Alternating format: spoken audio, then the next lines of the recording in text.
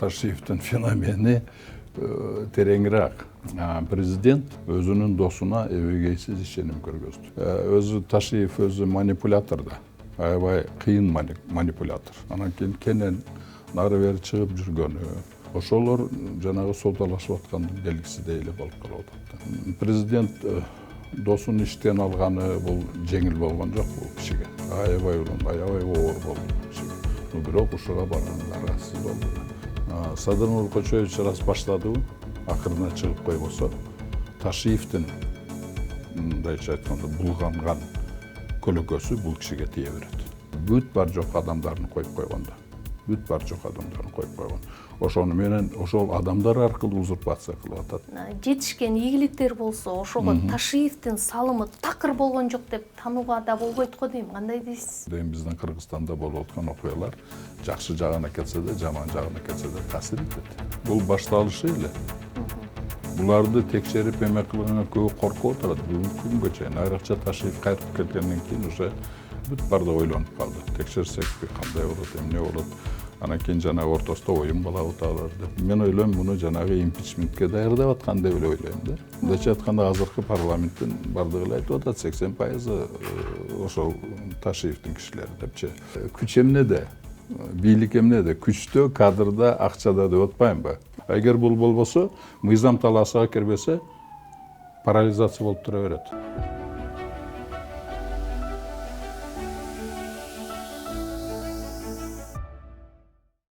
Султанбай мырза, саламатсызбы? Саламатсыздар.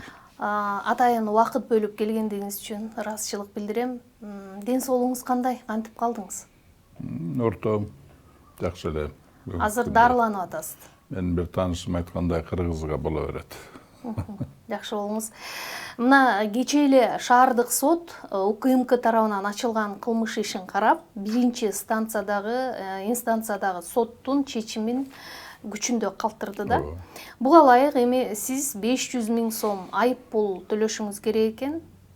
Кандай ойлойсуз? Бул бир компромисс чечимиби же сизге каратылган тырмакчанын ичинде алганда жумшартылган жаза деп ойлойсузбу? Мындай деш керек да. Биринчиден бул кылмыш иши мен үстүмдөн козголгон. Кылмыш кодексинин 337 беренеси менен 4 бөлүгү менен айыптап атат да бизде. Значит, өзүнүн кызматын кыянат менен пайдаланып, аялыны жумушка орноштурду дегенчи. Бирок бул деген 337 статьянын беренен биздин мени күнөөлөп атканын эч кандай окуясы да жок да. Муну бүт барды дайын эле болуп турат. Анан кийин бул берененин биз аялым экөөбүз тең, мен деле аялым деле субъект эмеспиз. Анан эч кандай состав преступления жок. То есть мындай эле бармагыдан соруп эле, күчкө салып эле, мындай саясий куугунтукка алып туруп эле ачылган иш да. Анан кийин ал УКМКда эме кылып атканда ал күчкө салып, ал мага топтогон эмени 23-жылдан бери жыйнашаттар да, мен үстүмдөн бир кылмыш ачабыз деп. Ошол 2-3 жылдын ичинде 6 том кылып, ар түрдүү ушактарды болбогон нерселерин баарын жыйнап да. Акыркы жылы уже 24-жылдын акырында, 25-тин башында 9 тергөөчүдөн группа кылып, ошол 9 тергөөчү менен иш жүргүзүп атпайм. Мындайча айтканда УКМКнын аппаратыны толугу менен ишке салган да. Мен ойлойм да, бул эмне, буларга башка кылар иши жокпу деген суроо болот да. Эмнеден жаздым деп ойлойсуз анда?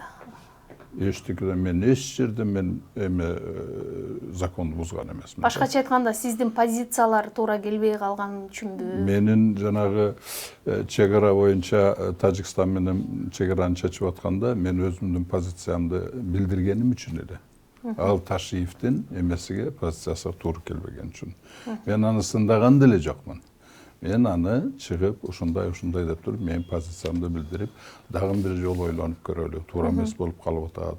Менимче, биздин кызыкчылыктар мамлекетти уткуруп коюп атабыз деген мааниде мен ошондой 10 минуттук, даже 15-20 минуттук мындай сөз алып сүйлөгөмүн да ошонун артынан болуп атат да баардыгы. Андан кийин ошондуктан ал эми 337 берене менен 4-бөлүгү менен мен, то есть 11 жылга чейин эмеден ажыратса болот, анан кийин чоң штрафтарды салса болот да. Анан бул жерде жанагы эмеде мыйзамсыз аялыны орноштурган деген ал жерде бүт баардыгы эле айтып атат. Бул баардыгы мыйзамсыз болгон. Эч кандай мыйзам бузулган эмес. Себеби мыйзам бузула турган болсо, бул кишини аппарат вообще ишке албайт эле деген сөздөрдү айтып атат. Бүт показаниялар да ошондой да. Мындайча айтканда, булардын доказательный базасы вообще жок да. Ошондуктан булар күчкө салып туруп, анан кийин ошол 23-жылдан бери менин үстүмдөн иш козгойбуз деп эме аракеттенип эмелер следовательге материалдарды бергенде оперативный сотрудниктер. Ал киши 2 жолу баш тарткан да иш козгогондон. Себеби деген эч кандай негиз жок иш козгогон деп, тем более 337 эмемен 2 жолу болгон. А үчүнчүсүдө мен жанагы уже по-моему, марттын башында Жефавит Алдав экен, ошондо мен жанагы чек ара боюнча мен сүйлөгөндөн кийин, ошондон кийин анан кийин күчкө салып туруп эле болсо да ачасыңар кылмыш ишини, болбосо да ачасыңар күчкө салып туруп эле ачып салганда бүт баардыгы мыйзамсыз да. Эми аны детально айтып отурса аябай көп да. Узак. Ошондуктан биринчи инстанцияда ошол биринчи инстанция бүт баардыгы мыйзамсыз экени мындай ачыкка чыгып атпайбы? Ошондо дагы мен мисалы где-то 20 баракта негизги эле бүт баардыгы мыйзамсыздыктарды жазганмын да. А эгерде деталдап жаза турган болсок, вообще эле бир 60 баракка жазса болот да. Ошондо сотто бүт баардыгы белгилүү болуп калды да. Бүт мыйзамсыз экен. Анан кийин жанагы эмеге решениеге баргандан кийин алар эми бирдиге кылып, булардын максаты эле мени шайлоого келтирбеш кылыш керек эле да. Мени соттолуу кылып коюп, анан кийин шайлоого жолотпой коюш. Негизи эле эмеси да, максаттары ушундай болгондон анан булар жанагы эми бир жолу эле 11 жылга камап, анан кийин чоң штрафтар салып 11 жылга камаса, вообще эле беспредел болуп кетет да. Ошого барбай, ошондуктан булар 500 миңден, мага аялыма 500 миңден штраф салгандардан айыппул. Азыр айтыңызчы, эми мисалы Ташиевдин кызматтан кетиши менен бир топ баягы абакта жаткандар, мисалы ошол эле кемпир-абадчылар, ошол иштери каралды, тез арада алар акталды. Анан айрымдар муну бир саясий өзгөрүүгө баратабыз, саясий оттепель деп дагы атап жиберишти. Сиз ушундай көрүп жатасызбы? Чыны менен эле бир мындай саясий жактан бизде өзгөрүү башталдыбы? Мындай да, бул мен ойлойм, бул мындай жогортон эле мындай поверхностный эле караган анализ деп ойлойм да, жыйынтык деп. Себеби деген бул Ташиевдин феномени тереңирээк. Анан трагедиялык да. Бул Ташиевдин феномени биздин Кыргызстанга, мындайча айтканда, бул жанагы НКВДнын былтыркы кылымдын 37-жылкы НКВДнын баягы террорун кайталабады. Эмейт? Вот, ошондуктан бул трагедия да. Анан бир нерсени түшүнүш керек да, баардыгына болуп аткан окуяларды түшүнүш үчүн, туура түшүнүш үчүн, түшүнүктүү болуш үчүн мындай нерсени түшүнүш керек да, 5 жылдын ичинде Ташиев өзгөчө оор кылмыш жасады да, өзгөчө оор кылмыш жасады. Ал кылмыш деген эмне себептен, каяктан ал кылмыш чыгып атат? Причем болгондо да ал кылмыш атайын жасалган, билип туруп жасалган. Анан кийин уже акырына чыккан кылмыш да бүгүнкү күндө. Ал кылмыштын эмеси каяктан чыгып атат? Жанагы биздин конституциянын 5-беренесинин талаптарын бузганынан чыгып атат да. Ал жерде мен атайын алып келдим эмемде. Ошондо мындай деп жазылып турат биздин конституцияда. 5-берене 1-бөлүгүндө мамлекет жана анын органдары коомдун кайсы бир бөлүгүнө эмес, бүткүл коомго кызмат кылыш керек деп турат. Экинчи бөлүгүндө мамлекеттик бийликти күч колдонуп басып алууга жана мыйзамсыз кармап турууга мамлекеттик органдардын, жергиликтүү өз алдынча башкаруу органдарынын жана алардын кызмат адамдарынын ыйгарым укуктарын тартып алууга багытталган аракеттерге жол берилбейт деп турат. Анан мунун бардыгыны бул кылмышты ушул берененин талаптарын буза турган болсо, бул мамлекеттик бийликти узурпациялоо деген түшүнүк да бул. А бул жерде императивдик түрдө жазылып турат. Мамлекеттик бийликти узурпациялоо өзгөчө оор кылмыш деп жасап турат. Понимаете? Анан, конечно, биздин эмеде биздин кылмыш кодексибизде узурпация деген эме жок. Берене жок да. Бирок ошол узурпациянын түшүндүргөн аябай көп беренелер бар да. Мисалы, ошонун эле ичинде кыянаттык менен пайдалануу, ошол өзүнүн укуктарынан аша чыгып кетүү, коррупция, ошого окшогон измена родине, туда-сюда деген ошондой аябай көп эмелер бар. Ошондуктан бул Ташиев ушул берененин талаптарын бузуп өзгөчө оор кылмыш жасады. Ал уже аякталган, акырына чыккан кылмыш да 5 жылдын ичинде. Бул эмне себептен мен кандай деп түшүндүрсөм, буну президент бийликке келгенде, президент болгондо өзүнүн досуна эбегейсиз ишеним көргөздү. Өзүнө ишенгенде ишенди ошол кишиге. Андан тышкары эбегейсиз бийлик берди бул кишиге. Эбегейсиз укуктарды берди. Анан өзүгө ишенгенде ишенип туруп, ошону менен мындайча айтканда кандай эмелерди? Биринчиден УКМКга төрага кылып койду. Анан кийин министрлер кабинетинин орун басары, ошол күч органдардын бардыгын тейлей турган орун басары болду да. Анан башкарууда, мамлекет башкарууда 3 эле инструмент бар да.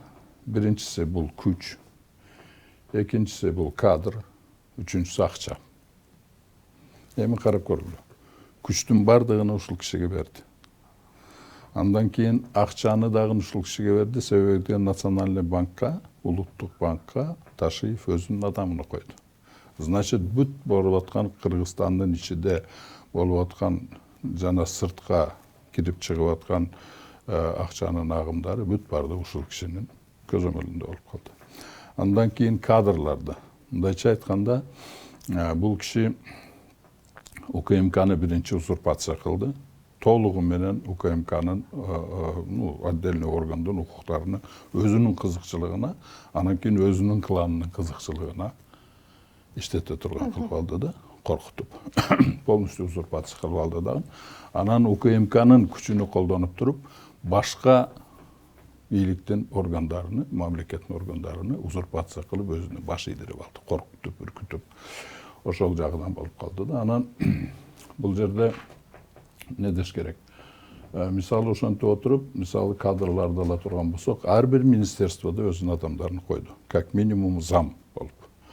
А здравоохранениеда, саламаттык сактоо министринде вообще эле министр кылып койду өзүнүн кишисинчи. Мен бул жагыны феноменди билбейм да, эмне үчүн именно министерство саламаттык сактоо министриге именно министр кылып койду. Өтө маани берип да. Себеби деген бул министерство адамдын ден соолугуну жана өмүрүнө контролдоп турат да. Түшүнүп атасызбы, каяка кетип аткан сөзүн. Анан жанагы эмелерде ошол УКМКнын күчү менен колдонуп туруп, сотторду да баш ийдирип алды. Мындайча айтканда, ошолордун ошол прокуратуранын да, милицияны да, андан тышкары жанагы жергиликтүү бийликтерди да бардыгыны узурпациялап алды да, коркутуп алды дагы. Ошондуктан ошолордун, мындайча айтканда, ошол органдардын укуктарын өзүнө ыйгарып алды да. Президент эмнеге мындай кылды деген ойдосуз анда? Президент, мен айтып атпайм, эбегейсиз ишеним көргөздү ал кишичи.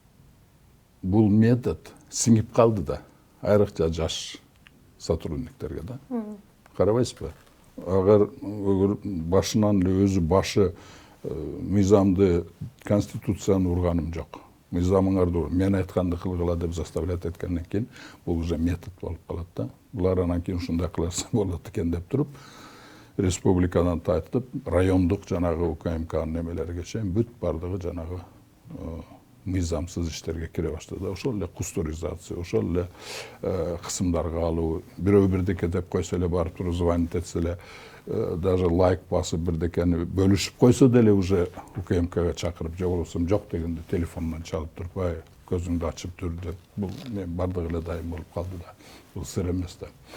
Ошондой болуп туруп, эң коркунучтуу эмне үчүн бул узурпацияны өзгөчө оор кылмыш деп, особо тяжкий деген преступление деп эсептелгени, себеби деген бул полностью мамлекеттин функциясын парализация кылып калат дагы. Анан кийин бул деген акырын барып туруп мамлекеттин жок кылганыга жол ачып коет. Мисалы, азыркы шартта ошол саясий бизде Ташиевдин кетиши менен азыр алдыда президенттик шайлоо турат, туурабы? Бул абдан чоң мындай бир саясий маанилүү өнөктүк. Анан бүгүнкү азыркы биздин саясий кырдаалды сиз кандай баалайсыз? Азыр саясий кырдаал мындай тирешип тургандай да.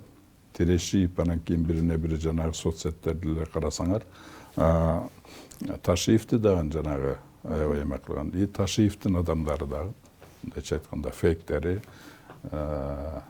ошолор бири-бири менен чабышып атканы көрүнүп турат да. Но бул бирок деген бул азыр да ошондой.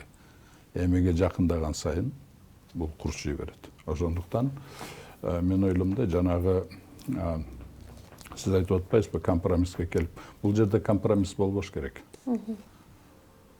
Садыр Нуркочоевич раз баштадыбы, акырына чыгып койбосо, Ташиевдин мындайча айтканда булганган көлөкөсү бул кишиге тие берет. И коомдо күмөн боло берет.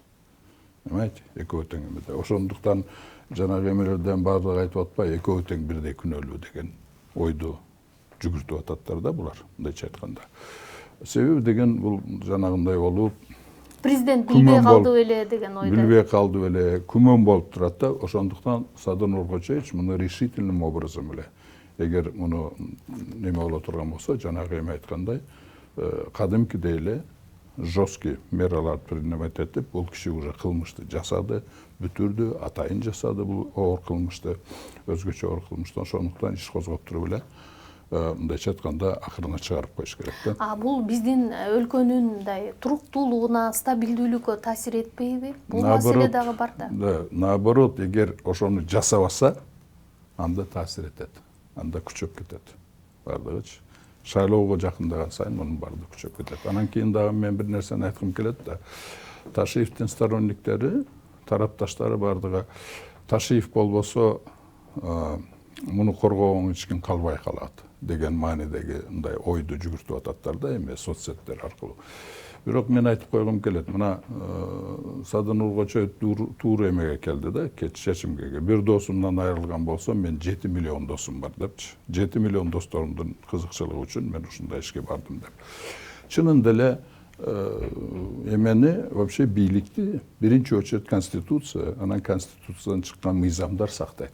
Эгер ошол мыйзамдар баардыгы эгер сакталса, соблюдация этилсе, баардыгы ошол жетекчилиги менен ошол мыйзамдардын жетекчиликке алып туруп иш кыла турган болсо, ошондо анан кийин ошол бүт баардык коопсуздук сактайт.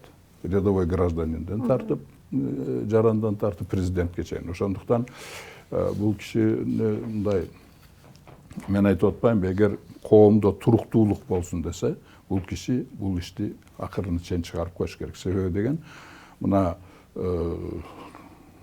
Ташиев сыртта жүргөндө, мисалы ошол эле Эдуну, ошол тарапташтарын караганда кандайдыр бир көргөзмөлөрүнү берип атканда, Ташиев келди эле, булар уже дем болуп, уже каршылык көргөзүп, бүт барды ошондой кылып атпайбы. Анан кийин жанагы уже соттор жана башкалар дагы мындай эмен угуна, мыйзам талаасына кирип кетип аткандар, алып келгенден кийин уже кайрадан уже мындай күмөндөнүп калды да, сомневаться этип калды. Чындап эле бул оңолуп атабызбы же дагы булар биригип кете турган болсо бүт баардыгыбыз жаман болобуз деген. Бул өзгөчө баягы саясатчылардын арасында деле кездешип атат да, кандай болуп кетет анан деп мындай тырмакчанын ичинде айтканда эки жээкке илең салаң болуп турган. Ошондой мондой илең салаң кылбаш керек да. Жанагы дагы эле жанагы Субаналиев эмилер жана Бекназаров айткандай кош бийлик болуп туруп калып атат да. Даже иштен кеткенден кийин. Себеби деген 5 жылдын ичинде Ташиев мен айтып атпаймынбы, бүт бар жок адамдарын коюп койгон да. Бүт бар жок адамдарын коюп койгон. Ошону менен ошол адамдар аркылуу узурпация кылып атат. Түшүнүп атасызбы? Мен муну мисалы бул жөн эле жалган жалаан жаап атат деши мүмкүн. Бирок мен өзүмдүн ишимдин негизинде, менин башымдан өткөн негизинде далилдеп берем да. Ошолордун өздөрүнүн менин үстүмдөн иш козгоп документтердин негизинде далилдеп берем. Мынтип дагы коомчулук кабыл алышы мүмкүн да. Сиздин баягы Ташиевке болгон болбой эле ички таарынычыңыз аябагандай күчтүү. Жок, анда кеп эмес. Ошондон улам дагы пендечилик кылып атат. Анда эмес, пендечиликтен мен биринчиден мындай мага жамандык кылган адамдардын баардыгын мен Кудайга тапшырып эле коёмун. Анан кийин алардан өч алам десең, просто өзүң эле кыйын болот. Түшүнүп атасызбы? Өзүңдүн эле нервиң кетип, өзүңдүн ден соолугуң кетип и так далее. Эмесе мени өч ала турганда эле аябай жаман кылдылар. Мени не то что иш козгоп, еще мени сабап, аялымды да сабап. Мен фактически азыр инвалид болуп калдым да. Мени инвалид кылып коюштур. Мен бирок ошого карабай, азыр мен жөнүндө сөз жок. Мен өткөндө эмеге жанагы интервью берип атканда деле айтканмын, азыр мандатыңыз үчүн күрөшөт. Жок, мен мандат үчүн эмес, мен адилеттүүлүк үчүн күрөшүп атамын.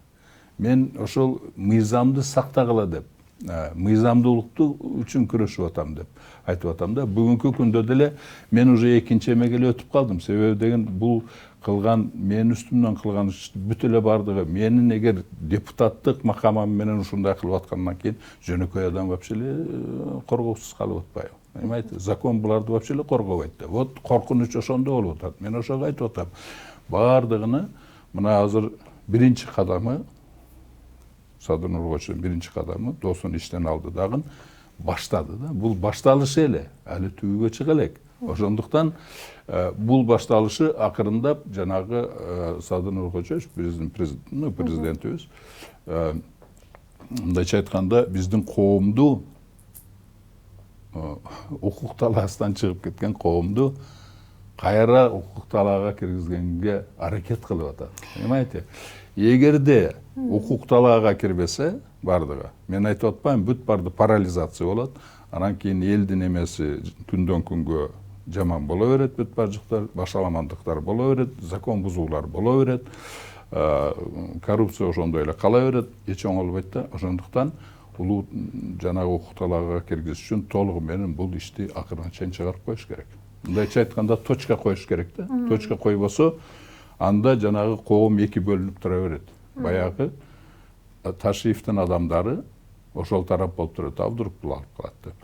И ошентип коомду экиге бөлүп туруп, ошол эки бөлүк сыныгы мындайча айтканда тереңдеп кете берет. Ошондуктан эгер бул президент эгер Садыр Нуркочуович эгер мындай чечкиндүү кадамдарга бара турган болсо, анда Ташиевден баары да кетет. Бирок ошол эле учурда компроматтардын бир согушу тырмакчанын ичинде алганда аябагандай күчтүү болуп кетиши мүмкүн. Бул коомду ой этер ажыратып ийиши мүмкүн деген дагы пикирлер бар. Демек, муну жана сиз айткан негизде жолго салса болот экен да. Конечно, андан коркпош керек. Аны буга мындай да, эгер бул ушинтип мындай асылган бойдон тура бере турган болсо, мындай же нары эмес же бери болсо, анда күчөйө берет бул. Понимаете, компроматтар да күчөйө берет, бири-бирине шантаж да күчөйө берет, ошентип отуруп, коом экиге бөлүнөт да жакшылыкка алып келбейт бул. Эгерде жанагы решительный кадамдарды айта турган болсо, ала турган болсо, азыр эми бирден бири эле чыгып атпайбы. Мисалы, башында бүт бардыгы арыз берип 700 киши деп сразу эле бир 2-3 күндө бир жума 700гө жакын арыз берди да, эмен Ташиевдин кылгандарын үстүнөн. Бүгүнкү күндө токтоп калды да. Адамдар да андай күмөнсүрөп калды да. Бул действительно бул реформа болуп атабы? оттепель болуп атабы же жөн эле бул оюнбу деген ойго келип атат да. Айтыңызчы, Султанбай мырза, мисалы айрым эксперттер ушул процесстерге коңшу өлкөлөрдүн дагы же геосаясий күчтөрдүн таасири болушу ыктымал деген дагы пикирлерин айта баштады да. Анан сиз ушундай факторду азыр көрүп жатасызбы же бул жөн эле мындай чочулообу? Мен ойлойм бул мындай да, себеби деген биздин Кыргызстанда эмне болуп атканын биринчи кезекте бүт бардыгы биздин жакын кошуналарыбыз карап турат. Эмне болуп атат, кандай болуп атат, себеби деген биздин Кыргызстанда болуп аткан окуялар жакшы жагына кетсе да, жаман жагына кетсе да таасир этет аларга. Цепочка болуп кетиши мүмкүн. Цепочка болуп кетет да. Себеби деген азыр глобальный мынандай дүйнөдө бүт бардыгы жылдан жылга тыгыз болуп байланышта болуп калып атат да. Бу жерде мындай болсо башка жагынан титирей баштайт. Ошондуктан булар абдан мындай кылдатык менен карап турат Кыргызстанда. Андан тышкары глобальный игроктор, Кытай, оюнчулар бар Россия, тышкы, Европа, там ошого окшогондор, даже вот там региональный игроктор Турция, Пакистан, там Индия, булар бардыгы карап турат. Понимаете, ошондуктан бардыгы бул ситуацияны бардыгы мындай мониторить этип турат да, каяка барат, эгер мындай болсо эмне болот, бизге кандай таасир тийип калат, мындай болсо кандай болот деп, анан ошону өздөрүнө таасир тийбеш, мындай терс таасирини тосуш үчүн аракетин кылат, дипломатия күчтөрү менен, жолдору менен, экономика жолдору менен, финансы жолдору менен, жана башка жолдор менен. Анан кийин же болбосо эме болсо ошону күчөтөт. То есть мындайча айтканда сырткы эме постоянный эле бар. Буга чейин деле болгон, боло берет. То есть муну учетко алыш керек, бул реальный болушу мүмкүн. Мисалы ушул эле Ташиев мырза менен президенттин ортосундагы мамиле, мисалы ага Кыргызстанга ошол чечимдерди кабыл алууга тышкы күчтөрдүн канчалык деңгээлде көз каранды болушу мүмкүн? Суверенитет жөнүндө сөз болуп атат да, канчалык биз суверенныйбыз депчи. Суверенный болуш үчүн экономикаң күчтүү болуш керек. Армияң күчтүү болуш керек. Анан кийин финансыларың жагынан эме болуш керек. Анан кийин коом бирдикте болуш керек. Бүгүнкү күндө экономикабызды ала турган болсок, биз суверендүү эмеспиз. Мисалы ошол импортду ала турган болсок, потребительский эле керектүү товарлардан эле 80% импорт. Значит, биз абдан көз карандыбыз. Понимаете? Мисалы ошол эле даже будайды ала турган болсо, Казакстандан ун же будай келбей калып турган болсо, тосуп кое турган болсо, бизде уже биздин экономикабыз, социалдык биздин акыбалыбыз аябай таасир этип коет бизге. Башка жагынан да, анан кийин биз финансы жагынан дагы биз аябай көз карандыбыз. Күч жагынан да көз карандыбыз. Түшүнүп атасызбы? Мисалы мунун мисалы 99-жылы жанагы Баткенге боевиктер киргенде болгон эле бир 50 эле киши кирип туруп бүт бардыгына тополоң чыгарып бербеди. Эмети коркунуч көрсүн. Эмесе булар жөн эле автоматы менен кирген бир 50 киши. Ошондуктан бул жерде мындай аны моюнга алыш керек, биз өтө көз карандыбыз бүт бар жогунан. Айтыңызчы, мына азыр коррупция менен күрөш ошо Ташиевдин учурунда абдан чоң иш жасалды деп буга чейин белгиленип келди да. Бирок жакындан бери мына Кыргыз нефтегазынын тегерегинде абдан көп чуулгандуу иштердин бети ачыла баштады. Анан сиз бул ишти мындай реалдуу коррупциялык ачылыш деп эсептейсизби, же бир жөн эле оппонентке карата бир саясий инструмент катары баалашыңыз? Жок, бул только башталышы. Бул башталышы эле. Буларды текшерип эме кылганга көбү коркуп отурат. Бүгүнкү күнгө чейин айрыкча Ташиев кайтып келгенден кийин уже бүт барды ойлонуп калды. Текшерсекпи, кандай болот, эмне болот. Анан кийин жана ортосунда оюн болобу аталар деп туруп баарды күмөн болуп тураттар да. Кайсы тарапты эме кылсак деп. Ким күчтүү болсо ошол жагы өтүп кете берет бардык. Бул саясий ошондой. Табият ошондой, адам баласынын психологиясы ошондой, 90%. Там принципиальный тургандар эсептелип эле кишилер алар. Понимаете, алар мындайча айтканда погода кылбайт. Негизи бул ушул сыяктуу жагдайлардан президенттин маалыматы болгон эмеспи же ушул сыяктуу көбүнчө мындай иштер баягы саясий конфликт күчөгөн учурда гана ачыкталабы же негизи табиятынан ушундайбы маселе? Жок, бул кандай десем, мен баягы алдынан айтып кетпедимби? Президентке жеткирип аткан бул информациялар. Но бирок президент аябай чоң ишеним көргөздүп атпайбы. Өзүнө ишенгенде ишенди да. Укуктарды ошого берди да. Жеткирип атса деле ишенген эмес. Вот, анан өзүн чакырып, мен ойлойм, обязательно сүйлөшкөн, ушундай сөз болуп атат. Кандай деп эме кылганда ал убедительно айткан, буягыны кылып атам, мындай кылып атам, андай кылып атам, сенин поручениң менен кылып атам, сенин кызыкчылыгыңа деген сөздөр. Мен айтып атпайм, Ташиев аябай кыйын манипулятор. Ал барып досуну ошентип ынандырып жүргөн да. Анан кийин уже непосредственно жанагы 75 киши аксакалдар жазып, анан кийин эмеде уже коомдо мен негизинен мындай финансы жана экономика жагынан эле мониторить этем да негизинен. Мондай саясий жактарга анча эле эме кыла бербейм. Но бирок мисалы ошол эле Бекназаров айтып атпайбы, бул ачык эле жүрүп аткан нерсе, ол биз көрүп эле турганбыз деп атпайбы. Бөлүнүп уже давай бу тарапка өткүлө, генерал тарапка өткүлө, мындай алат деген деп айтып атпайм. Мен ошол кишинин сөзүн айтып атам да. Анан кийин жанагы эменин ичинде деле ошол бөлүнүүлөр болуп, списоктор составляться этип, булар уже чыгып атпайбы баардыгы. Эмети? Вот. Анан кийин жанагы импичмент жасайбыз деген деле бул эмеде. Анан мындайча айтканда, ушунчалык ишенди, бул айтып атпайм, күч ушунун колунда болуп калды. Кадрларды полностью өзүнүн колуна алды. Ну, фактически да бүт баш өзүнүн адамдарын алды. Акчаны полностью өзүнүн контролуна алгандан кийин, 3 тең инструмент алгандан кийин, мындайча айтканда, бийликтин почти 90%, 80% ушул кишинин колунда болуп калды. Анан кийин тополоң кылып жанында переворот кылып алганга болбойт. Анда мындай тихий аппаратный переворот кылып, импичмент аркылуу ошондой деген эме менен эме кылган. Анан кийин мен бул белгини мен эмнени айткым келет? Мисалы, 7-чакырылыштын депутаттары, 7-чакырылыш парламенттен. Бул ручной эле, ал жерде эч ким эле сыр мындайча айткандай сыноо айта турган эч ким калган жок да. Эч ким калбады. Бул эң бир мындай ийкемдүү парламент болчу. Булар үчүнчү. Эмнеге муну алдын алып жое бердилер? Значит, бул деле эме болбой, жаңы составды эме кылган үчүн шайлоодун алдыдан ошону өзгөртүш керек деп туруп, мен ойлойм, муну жанагы импичментке даярдап аткан деп эле ойлойм да. Мындайча айтканда, азыркы парламенттин бардыгы эле айтып атат, 80% ошол Ташиевдин кишилери депчи. Ошондуктан ушунун баардыгы билинип калгандан кийин президент бул кадамга аргасыз. 80% эгер Ташиевдин кишилери деп жаткан болсоңуз, буга чейин бир бул менин сөзүм эмес. Муну мисалы Бекназаров айтып атат. Башка эмелер айтат, Субаналиев айтып атат, понимаете? Бүт бардыгы айтып атат. Ошол эле Султанбеков дегендер айтып атат.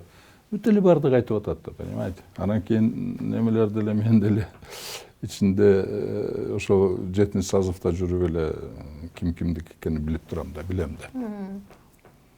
Азыркы учурда эми Камчыбек Ташиевдин жакындары сурак берип жатат. Анан бул реалдуу тергөө болуп эсептелеби же саясий сигнал болушу мүмкүнбү? Эми ар ким ар кандай айтып жатат.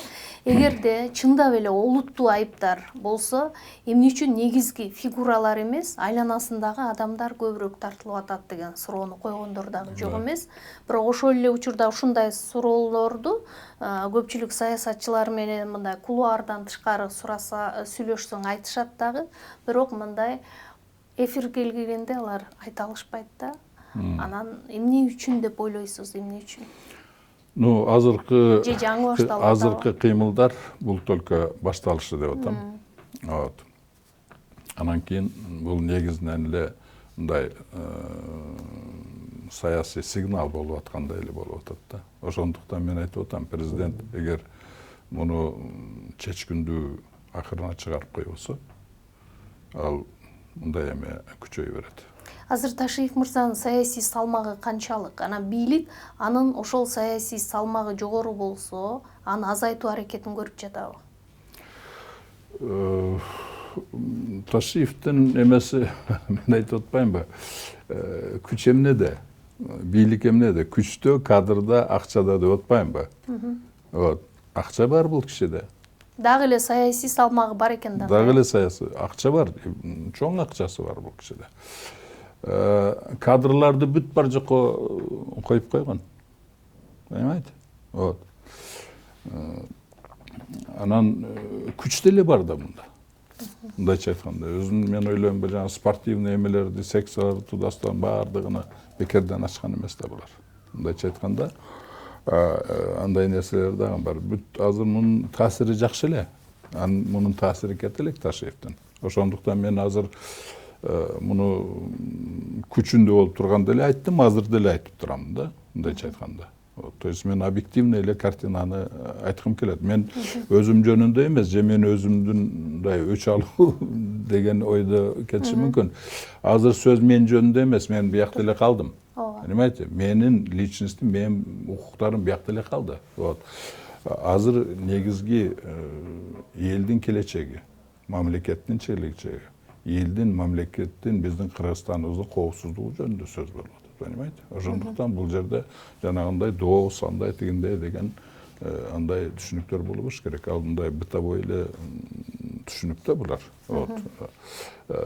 Кыргыздын салты, мындай бытовой салттын эмелер түшүнүктөр болот. Бул жерде деген ошондуктан жанагы мунун таасири кете элегине мен өзүмдүн ишимди эле далилдеп турбайбы. Карабайсызбы? Биринчи инстанцияда вообще мени акташ керек эле. Менин материалдарымды жакташ керек эле. Алар эч кандай мен жазган 20-40 основной эле негизги закондорду бузуп мыйзамсыз экенин көргөзгөнүмдү бирөөсүнө дагы жооп берген жок да сот. Понимаете? Баарына да деп эме кылууга отуруп, бирок бирөөсүнө дагы баягы өкүм чыгарганда ошонун баардыгын мен келтирген эмелерге мен өзүмдүн защитама келтирген немелериме обоснование негиздериме бирөөсүнө дагы жооп кайтарган жок. Жөн эле жанагы тергөөчүнүн обвинительный актын алды дагы баягы айыптоо актын алып туруп эле ошону көчүрүп туруп эле ошону менен өкүм чыгарып койду да, кичине жеңилдетип. Эми сиз бул маселеде Анан кийин эми Акимжанов деген сот да Первомайскийде. Аны эми түшүнсө болот, себебинен аркасында жанагы президент өзү айткандай УКМКнын кураторлору турган да, күндө пистолети менен, мындайча айтканда. Образно айтканда. Ошондуктан муну түшүнсө болот да. Ошондой күчү бар. Азыр эми Ташиев кеткенден кийин мисалы эмне үчүн ошол эле өкүмдү күчүндө калтырып койду? Мени актаган жок. Хотя бүт документтер актоого тийиштүү, понимаете? Это говорит о том, что бул кишинин таасири еще баягындай эле. Бир аз эме болду, бирок бул единственный жанагы эмеден ажырады, УКМКнын күчүнөн ажырап калды. А так акча, анан кийин кадрлар барды, ушунун колунда болуп атпайбы? Жогорку кеңеште мына бир катар депутаттар мандатын тапшырды. Анан бул процесс дагы уланышы мүмкүнбү? Сиз кандай баамдап турасыз? Мен ойлойм, эгер эме боло турган болсо, чындап изилдей турган болсо, жанагындай чечкиндүү кадамды кароо турган болсо, дагы улана берет деп ойлойм. Кадрдык өзгөрүү. Себеби деген узурпацияны өзү эле жасай албайт да. Ошого жардам берген, ошого кол кабыш кылган эмелер да. Мисалы, жогорку кеңеш толугу менен узурпацияланган. Во всяком случае, менин убагымда эле узурпация болуп калган. Понимаете? Ошого кол кабыш кылгандар ошол жерде эле отурган бир катар депутаттар да. Ошону жардам берип, ошол жогорку кеңешти узурпация кылганга жардам бергендер.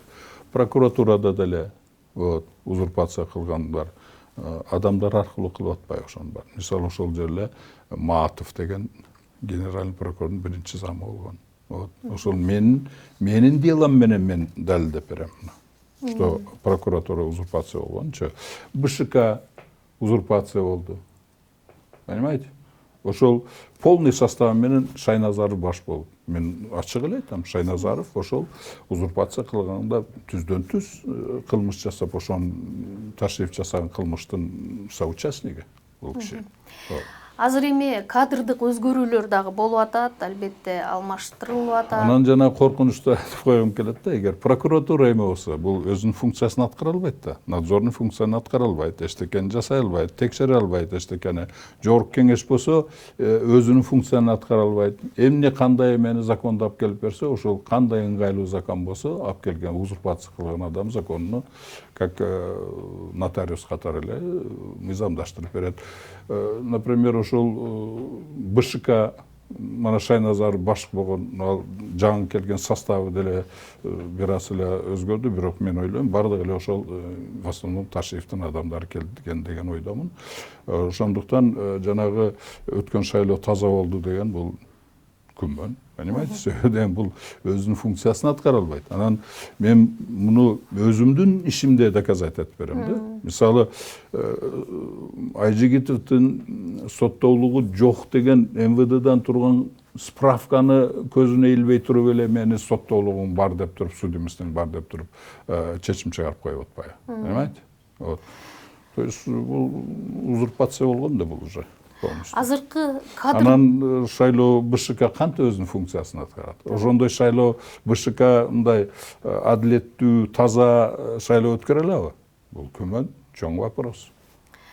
Азыр эми мына кадрдык өзгөрүүлөр акырындап болуп жатат, бардык структураларда.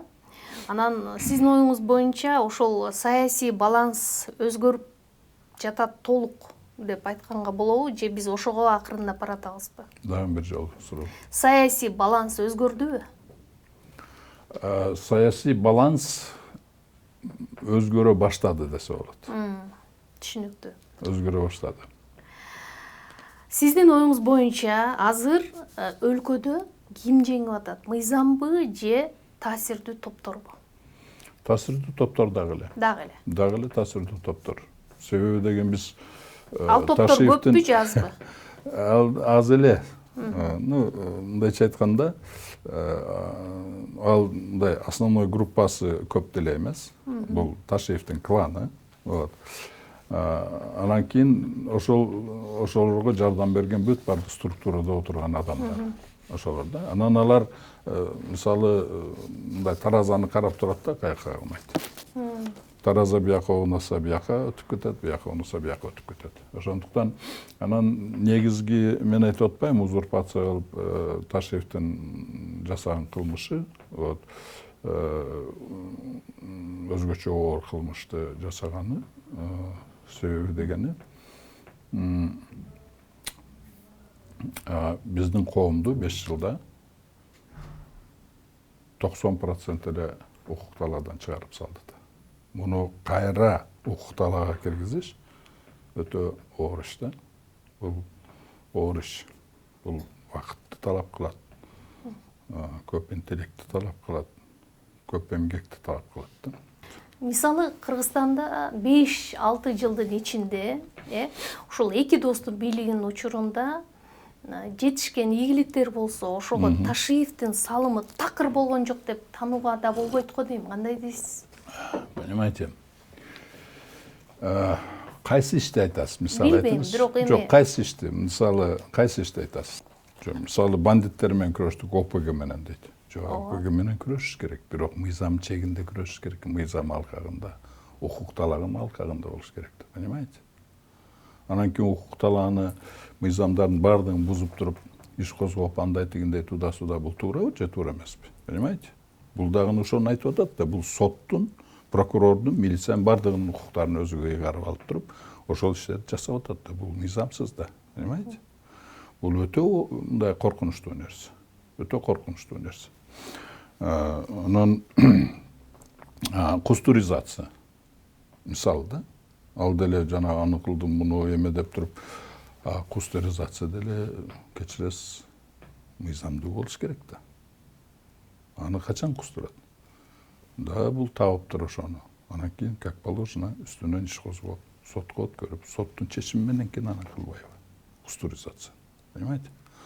Анан ошол эме болгондо деле, сот аркылуу болгондо деле распределениеге келгенде ачык айкын болуш керек да. Жогорку кеңеш аркылуу болуш керек да. Каяка жумшалды, эмне жумшалды. Ошонун баардыгы бүдөмүк болуп атпайбы? Понимаете? Мунун эмнеси жакшы? Понимаете? Ошондуктан жанагы Бекназаровдун 5 жылдык Ташиевдин ишин нөл деген баа берем деген мен кошулам толугу менен. Президенттин ишине кандай баа бересиз? Президенттин ишине мен ойлойм бул киши аракет кылып атат. Бул киши аракет кылып атат. Бул киши мынандай мен мисалы бул киши эгер жанагындай акырына чейин чыгып коомду эмеге укукталага кайтарам, анан кийин экономиканы өнүгүү жолуга салам дегенсе, мен бул кишиге жардам бергенге даярмын. Понимаете? Мен ойлойм бул кишинин ниети жакшы эле деген үмүтүм бар. А президенттин кемчилиги барбы азыр? Кемчилиги болдубу? Ушул 5 жыл алган. Эң негизги кемчилиги ошо досуна эбегейсиз ишенгени, эбегейсиз бийлик бергени. Өткөндө Ташиев мырза Бишкекке келгенде ушул айтта бир топ элден кечирим сурайм деп ушу айтты да, көрдүңүз.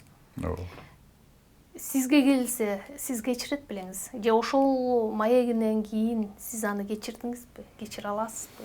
Мен айттым го, мен качан эле кечирип Кудайга тапшырып койгом ал кишини. Ал Кудайдан кечирим сурасын, менен эмес. Понимаете? Анан бул менин личный эмемде кеп эмес. Кеп мен дагы эле айтып атам. Мамлекеттин коопсуздугу, элдин коопсуздугу жөнүндө сөз болуп атат. Мамлекеттин бүтүндүгү жөнүндө сөз болуп атат. Понимаете? Келечеги жөнүндө сөз болуп атат. Мен тут абсолютно ни при чем. Понимаете? Анан кийин ал киши келип кечирим сураганы милдет кылып кечирим сурап атпайбы? Понимаете? Да, кечирим сурайм деп искренне айтпай, Кудайдын ыраазычылыгы дейт. Бүгүнкү айт майрамдын урматына дейт. Мен дейт кечирим сурайм дейт. Понимаете? Милдет кылып атат. Мен ушул болбосо мен силерден сурабайт элем. Ошол эле кезде айтып атат, мен үстүмөн жалган жалаларды эме кылгандарды мен дагы кечирдим деп.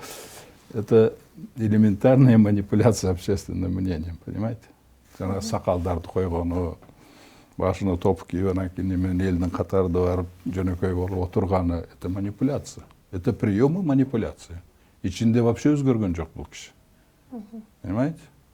Ичинде кек санап жүрөт бул. Садыр Нуркожоев өзүнүн досун аябай жакшы билет. Бул киши эч качан Садыр Нуркожоевду кечирбейт. Понимаете? Эч качан кечирбейт. Президент кечирбейт. Жок, президентти кечирбейт эч качан. Ташиев. Эч качан кечирбейт. Бул мүнөзү ошондой бул кишинин. Өтө кекчил. Болгондо да майда кекчил, понимаете? Эмесе мисалы кекчилдик болбосо сиздики туура эмес болуп калды деген мааниде айтып койдум да, мындайча айтканда, сын айткандай болдум да. Эмесе мен эле бир өзүмдүн оюмду айттым. Вот. Калган 89 депутат барды колдоп берди. Анын сунушу өттү да.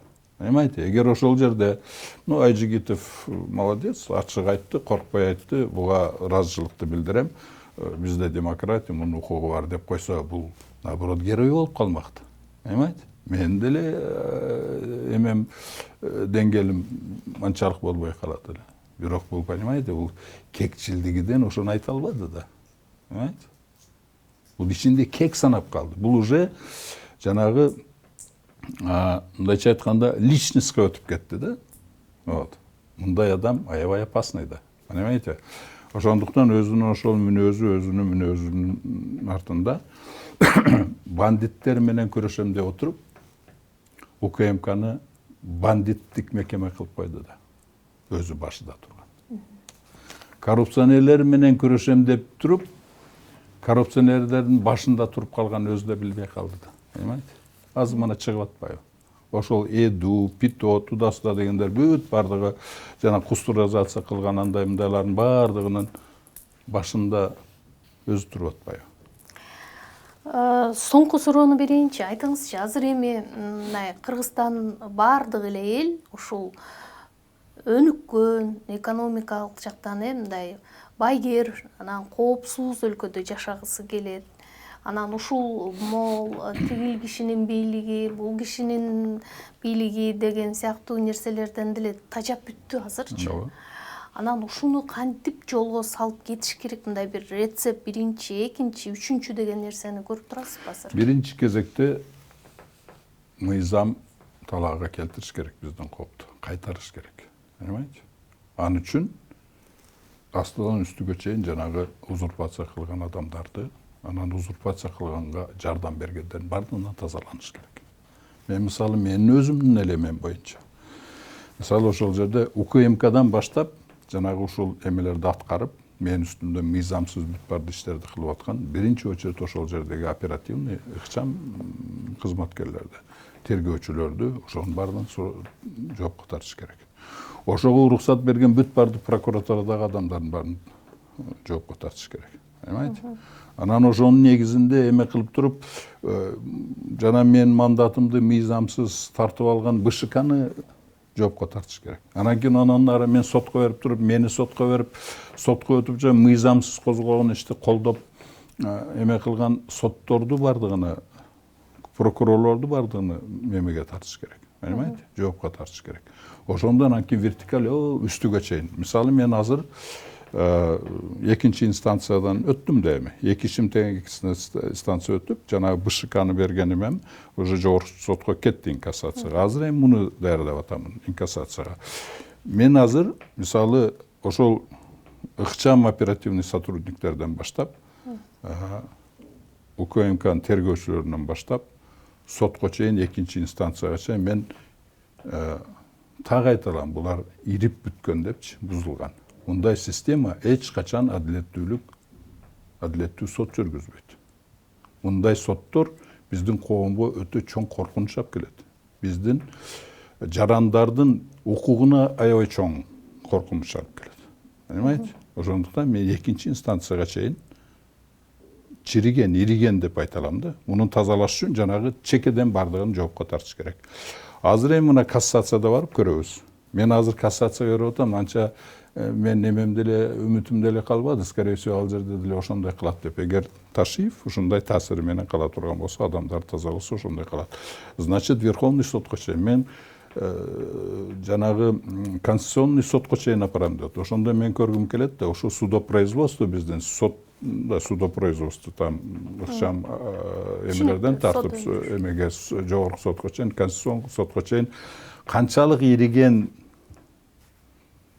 де мен билгим келет. Азыр бардыгы айтат, айыл өкмөт өзүнүн функциясын аткарбайт, аким өзүнүн функциясын аткарбайт, губернатор өзүнүн функциясы, министрлер өзүнүн функциясын аткарбайт, прокуратура аткарбайт. Бул эмнеден? Узурпация болуп калган барды, парализация болуп калган.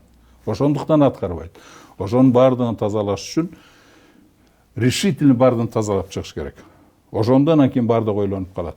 А так азыр мисалы мындай болуп турганда соттордо, прокурорлордо монтуп тура берет. Понимаете? Бир жакты болуш керек.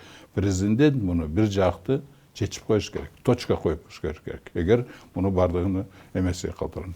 А так аны калайсың, муну камайсың. Эмеде адамдарда кеп эмес. Понимаете? Түзүлүп калган системада кеп. Анан ошонун системасында отурган адамдарда кеп. Ошол системаны коргоп турган адамдарда кеп. Системаны тазалаш керек. Системаны тазалаш. А системный болуш үчүн бир ишти алып туруп, мисалы мен ишимди алып туруп, акырына чейин бүт бардыгына изилдеп жоопко тартыш керек. А мен мыйзамсыз экен, мен азыр деле доказать этип берем. Эгер мыйзам, мен буларды дайыма айтып атам, мен буларды ошол 1 жылдан бери чакырганым эле ошол, айланайындар, мыйзам талаасыга келели, мыйзам талааста жүргүзөлү бар жокты депчи. Ошолорго мыйзам талаасына киргизе албай атам мунун бардыгын. Ташиевди баш кылып. Понимаете? Ошондукта бардыгы болуп атат. Эгер бул болбосо, мыйзам талаасыга кирбесе, парализация болуп тура берет. Качан мыйзам толук кандуу иштесе, ар ким өзү. Бул жерде мамлекеттин функциясы биздин конституциядан, конституциядан чыккан закондордо бардыгы жазылган, ким кандай иш кылыш керек. 3 бутакка бөлүнгөн, ар бир бийликтин 3 бутакка эмне кылыш керек экен бардыгы эме кылат. Бири-бирине кантип контроль кылат, бири-бири менен кантип биргеликте мамлекетти өнүктүрүш үчүн, жакшылыкка алып барыш үчүн эме кылат. жарандардын тирикчилигин көтөргөнгө эмне кылат. Вот ошол жакта болуш керек деп. Мунун бардыгы болбосо, бардыгы эле өзү эместе немелерде эле ошондой да бардык парализация болуп, айыл өкмөттөр деле эмне кылышын билбей калды. Закон менен иштейин десе, туура эмес болуп калышы мүмкүн, жакпай калышы мүмкүн. Понимаете? Ошондуктан анан бардык эмесин, даптай алып келген акчасынан иштеткенден коркуп калбады булар. Понимаете?